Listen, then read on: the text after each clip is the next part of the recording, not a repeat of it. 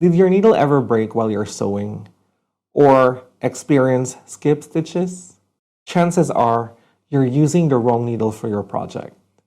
But don't worry, you're not alone, and I got you covered. As a sewing beginner, we sometimes get confused with so many tips and tutorials online. And I'm glad to introduce you to our newest sewing video series featuring the easiest tips and tricks that I wish I learned when I started sewing. It's Julius again from Sew It's Your Style, and welcome to Sewing Saturday, where we teach you how to become a better sewer. From tips and tricks, all the way to making your very first project. Join us today as we explore the basics of sewing.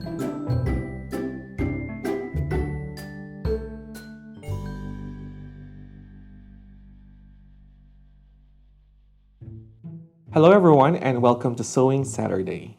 Today is all about sewing needles. How fun! I will be introducing you to the most commonly used machine needles for domestic use. And as a sewing enthusiast, I would highly recommend that you keep a good number of them in your sewing room.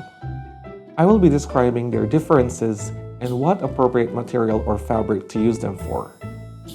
Also, in this video, I will demonstrate how to easily change the needle on your sewing machine and how to properly discard them. Machine needles are tools with a pointed tip at one end and an eye to hold the sewing thread. They are thicker on the other end, called the shank, that makes it clamp onto the needle holder of the sewing machine. Some needles have a front groove to allow for the thread to lie more closely to the needle as it sews the fabric. They have a hollow depression along the shaft, called the scarf, which allows extra room for the hook to pass very closely. And every beginner sewer must know the differences of these needles and their uses.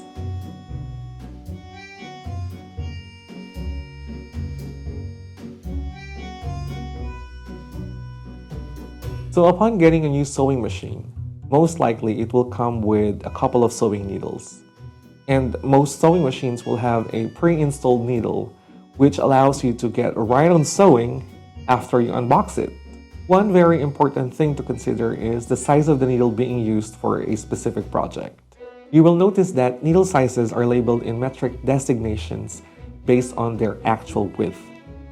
And all needles have a numbering size, one in the American size and the other in the international size. The smaller number being the American and the larger number being the international size. And every size must be used according to the thickness of the material being worked on. And one should simply remember that metric sizes are being used widely all over the world. How awesome is that?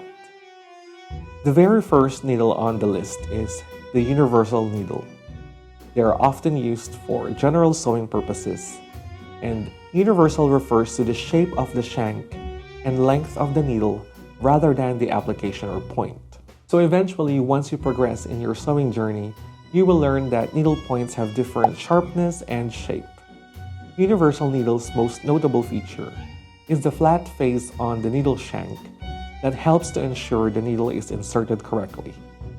However, they do not fit commercial or industrial sewing machines. These needles are often used in sewing garments and other projects like quilting or bag making, as it works wondrously with every material or fabric.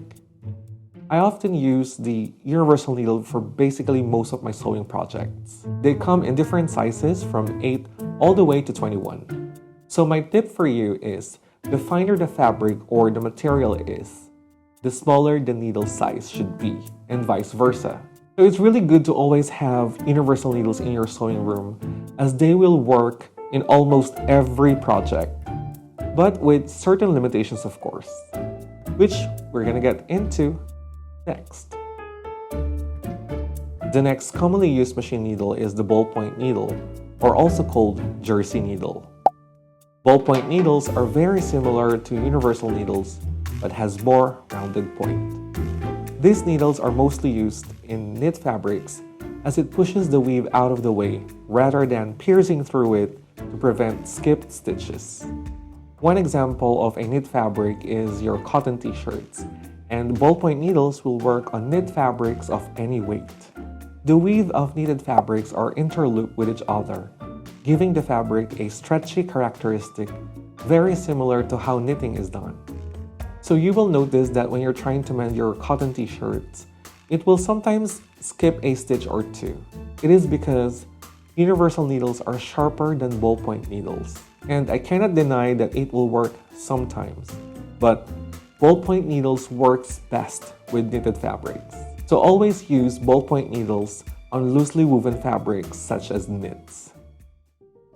The next needle one should have, especially if someone is into sewing stretchy fabrics, you guessed it right, it's the stretch needle. These needles are intended for sewing fabrics with a significant amount of give or stretch. Think about spandex or similar fabric content, or sportswear or swimwear. Stretch needles are similar to ballpoint needles due to their rounded tip. Stretch needles works best in tightly woven, stretchy fabrics, while universal needles works best on loosely woven fabrics such as your cotton knits.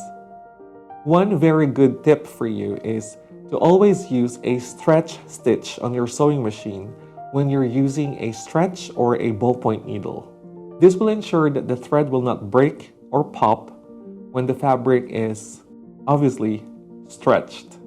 So if you're into sportswear or athleisure wear and is very fond of sewing spandex, then this type of needle is best suited for your projects. The next one is something someone should always have in their needle collection. I mean, who collects needles? It is the jeans needle or the denim needle. As the name implies, they're usually used for sewing denim. Denim needles are larger and thicker compared to the previous ones I have mentioned. They are strong and sharp, with a slender eye intended for tightly woven cotton fabrics such as canvas. In IRL, jeans are denim fabrics. They are always larger in size and one of the strongest needles out there. And it's really great to have them because I'm pretty sure we all had a fair share of mending and altering work in the denim division. So one important thing to remember is leather needles are not the same as denim needles, as leather needles have a triangular point that helps in making clean large holes on the surface of the material or fabric, such as leather or vinyl. Always use a denim needle for very thick cotton fabrics. And then finally, we have the embroidery needle. These needles come with an extra large eye and a specially shaped scarf to prevent the embroidery thread from shedding. It is good to have embroidery needles from sizes 75 to 90 as they will work on most of our sewing projects. For instance, if I'm embroidering a silk chiffon or a cotton voile, I would use the smaller needle, which is the 75 needle. And for normal garment sewing or terry cloth embroidering, the size 90 needle is best suited. While you can use universal needles for embroidery work, I would still highly recommend using embroidery needles, only because they don't cause a lot of thread shedding due to their large eye. And remember, the quality of your embroidery project depends on the quality and the size of the needle being used. So there we have it, 5 of the most commonly used domestic sewing machine needles that every beginner sewer should have in their sewing room. And speaking of quality, to ensure that your projects are looking more professional, I would highly recommend that you change your sewing needles every after 3 big projects. Or if you cannot remember when's the last time you changed it, it's probably a long time, go ahead and change it now. Now, changing the needle on your sewing machine is very easy to do. Always change needles with the presser foot removed for easy installation.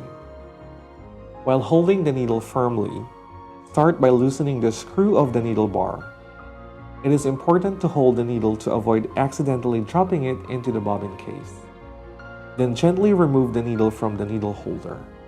Insert a fresh needle with the flat side of the needle facing back into the needle holder until it cannot go further up and tighten the screw to secure.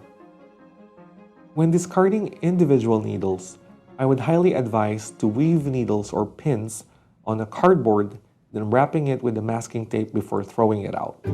So friends, these are the most commonly used machine needles that every beginner should have, and I hope that my tips are of great help to you as you progress in your sewing journey. I hope that you learned something in today's video, and we will see you again next Sewing Saturday to talk all about the most commonly used presser feet.